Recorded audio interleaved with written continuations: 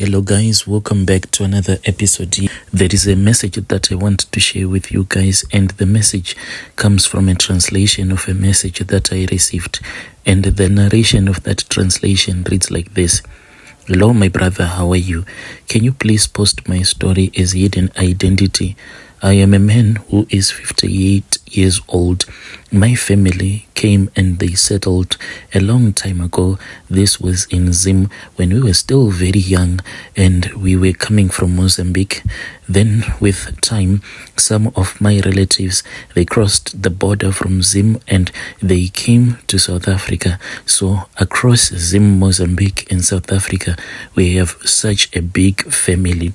As for my relatives, the ones that were in Mozambique, after the passing away of my father, that was when they said that we needed to perform a ceremony, because this ceremony had never been performed for a very long time in our family. So they said that it was far much better that we start reconnecting with our ancestors, because they say that after my father had passed away, it meant that he was not able to locate with his ancestors because he didn't communicate with his ancestors when he was still alive.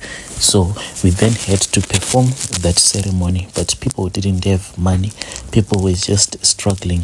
And at that time, I had crossed the border and I was staying at my auntie's place there in Tembisa when we received that calling. So one day when I was just fast asleep, my brother, I then received a calling, and I saw that in my dreams it was me speaking with my late father, who was reminding me that it was time for me to start following my ancestors.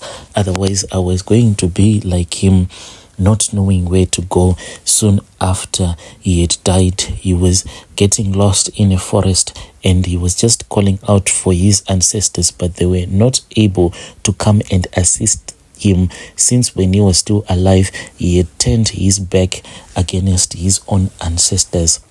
What happened is that I had to travel to Mozambique. When I spoke with my auntie who was taking care of me, and she's the one who provided the money for the rest of the ceremony, I said, let me go back to Zim to my wife so that I can carry her and we can go together to Mozambique for this ceremony.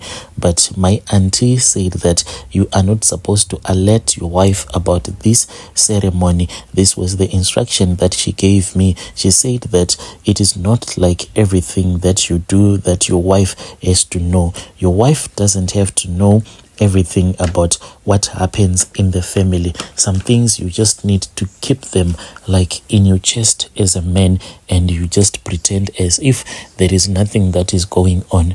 After my auntie had given me the money, I waited for this other truck. This truck, it was being driven by one of my uncles. He was the one who went with me to Mozambique. When we arrived in Mozambique, we went to the village from where I can say that that is where our tribe started. And I was taken by one of my uncles to his house. When we went there, after a couple of days after we had rested, and we were still waiting for that uncle of mine who was a truck driver, for him to go and finish offloading so that he can come and be present to witness at this ceremony. After he had finished offloading his load, he came and he was there to witness me speaking with our ancestors. The way that we were performing this ceremony, what would happen is that when everyone would have gone to bed, then my uncle and his brothers, they would take me and they would tell me to undress myself. After undressing myself, that is when one of my uncles will start slaughtering. So we did this ceremony for 3 days. We started by slaughtering a chicken the first time around. The next day, that was when we slaughtered a goat. Then the following day, on the third day, that was when we slaughtered a cow. And the money that we used to purchase all of these items, the money had been given to me by my auntie, the one that I had left there in South Africa.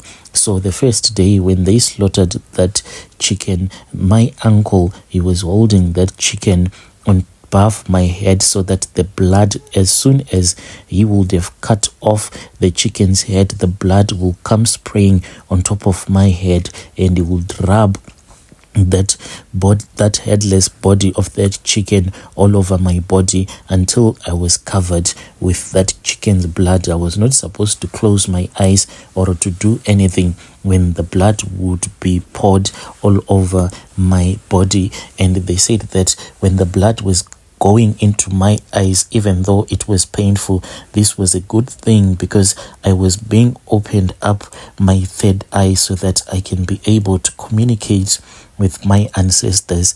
After this was done, that was when I was told that we had to go and bath by the river, but we only did this on the fourth day after we had slaughtered that cow. When we were slaughtering the cow, what we did is that we kept this cow for days and days because my uncle said that this cow, it was not supposed to eat anything because it was a sacrifice for the ancestors. So we didn't give it water and we didn't give it any grass to eat because they wanted to weaken it so that by the time that we would slaughter it, it will be easy for the ancestors to accept it. So my brother, what they would do is that by the time that we were slaughtering that weakened cow, then they made me to kneel down just close to that cow. Then one of my uncles ended up hitting it with a big axe at the back of its neck, and it didn't even survive. It just fell down and the blood started flowing down. When the blood started flowing down, that was when one of my uncle took my head and placed my head at the spot where the blood was just rushing out of that cattle's body at the back of its head, where they had hitten, where my uncle had hit it with a large axe. After that, I was made to go and bath myself in the river, but this was on the fourth day. Throughout this ceremony, like the first day after we had slaughtered that chicken, the next day I didn't bath, I didn't do anything. Throughout the day, the blood was all over my body, just sticking on my body, just like that. For the 3 days, I was not washing myself. I was only allowed to wash myself after they had slaughtered that cow. The following day, that was when one of my uncle took me and went with me to the river. And when we went to the river, that was when my uncle told me to get into the river so that I can bath myself. I started washing myself, and then my uncle told me that I had to say the name of my daughter. So at that time when this ceremony was done on me, my daughter, she was still 3 years old because this happened to me in 1998 and I had left her there in Zim. She was with her mother. So I didn't understand why they kept on telling me to mention the name of my daughter over and over again. It only came to me after I was a fully fledged traditional healer that the powers that I had, they were coming from my daughter because she was the one who was going to be single for the rest of her life, and her being single, it meant that I was going to be very powerful, and the things that I had, the things that came to me, like those spirits that would appear to me, all of them, they were in male form, and they would demand that I should let them to sleep with my daughter. And even though I knew that my daughter from a young age, she was sleeping with those tokoloshis, and with the money that I was making through the 3 countries that I was operating in, the money was just a lot of it. But unfortunately, my brother, I was not powerful enough to stop my own daughter from ending her life. I think that as she grew much older, she started to realize that what was happening to her was not normal at all. In those days, people, they used to use these other cotton pads that they would use when they would be on their periods. I knew what was happening to my daughter. When my daughter was on her periods, like if she would put a sanitary pad, then that sanitary pad will just disappear. Then late at night, there was this other pot where I used to put some of the herbs that I would be using on my clients. Then when I would open up that pot, that is when I would see that those sanitary pads, they would be inside that pot, and I would know that those tokologies of mine that were sleeping with my daughter, they were the ones that were going and taking those sanitary pads, because one of them told me that they enjoyed licking and the smell of the sanitary pad, so they would steal it from her. And this troubled my daughter a lot, and these spirits that I was using when I was still a traditional healer, they made my daughter to be a slow thinker. So what would happen to her, whenever she would feel like she needs to inform at least a mother about this thing that was happening to her, then those spirits, they always controlled her. She was like abnormally shy. She was really shy. She could not go out. She could not do anything because of those spirits. They were controlling her. Those spirits didn't want her to be around people because they were afraid that if she was around other people, maybe she was going to tell someone all of the things that she will be dreaming about. What started happening, my brother, slowly is that sometimes I would wake up like physically, not in the spirit or anything. When I would wake up, I would find myself sleeping in bed with my daughter. And after sleeping with my daughter, that was when I would find myself back in my bedroom with my wife, and all along my wife, she would be fast asleep, but as for my daughter, she was conscious of all the things that were happening to her. And I think that this was just too much for her.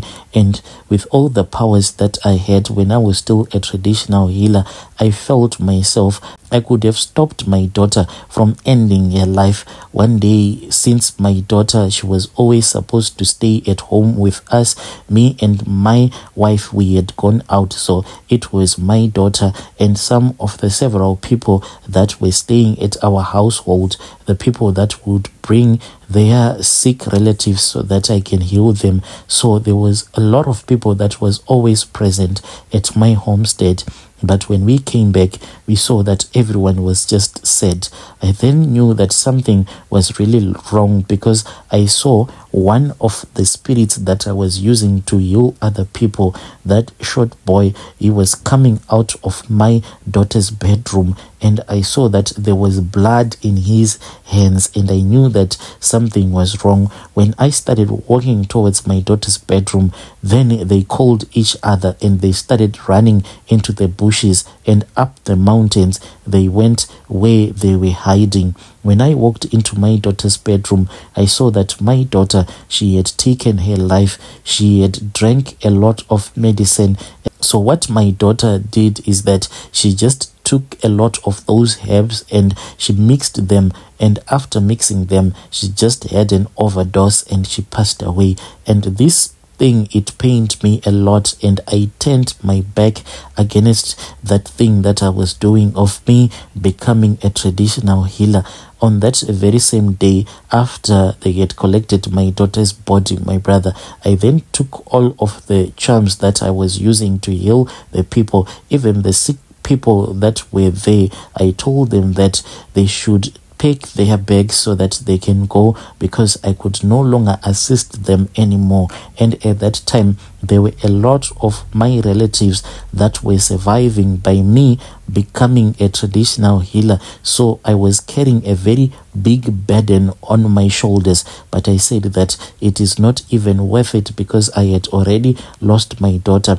So when my relatives saw me telling all the people that were there, those ones that I was assisting, some of them that were mentally ill, some of them that had chronic diseases, when I told them to pack their belongings and to return back to their villages, my relatives thought that maybe what I was trying to say was that they should go so that we can have this funeral as a family in privacy. So they went, but when they started coming back after I had buried my daughter, I then realized what my relatives had done, and I took some of the remaining things that I was using when I was a traditional healer, and I started burning them when everyone was watching me. My relatives told me that my ancestors were going to punish me for the things that I had done, but my brother, I just felt that this was just too much for me. I could not take it, especially when my daughter passed away.